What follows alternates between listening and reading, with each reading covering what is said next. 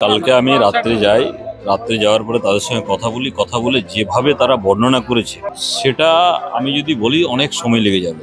মানে দুর্ভাগ্যজনক এমার্জেন্সির যে পিরিয়ড ছিল আমি বললাম তাকেও মানে ছাপিয়ে যাবে। সেই মুঘলের যুগে যেরকম হতো সেই রকম বর্বর অত্যাচার করা হয়েছে কাদেরকে? শিক্ষক শিক্ষিকাদেরকে। কোন শিক্ষক শিক্ষিকা? যাদেরকে মমতা ব্যানার্জির কুনেতৃত্বের জন্য আজকে রাস্তায় বসতে হয়েছে। কেন? সুপ্রিম কোর্টের নির্দেশটা তিনি পালন করলেন না। সুপ্রিম কোর্টের নির্দেশ পালন করলে আজকে আমার মনে হয় না তাদেরকে রাস্তায় বসতে হতো। তারা যখন নিজের অধিকারের দাবি নিয়ে যখন রাস্তায় যাচ্ছে, বসছে, তখন কি করছে? তাদেরকে লাঠিচার্জ করছে, তাদেরকে মারা হচ্ছে, এটা হচ্ছে। এমন কি হয়েছে?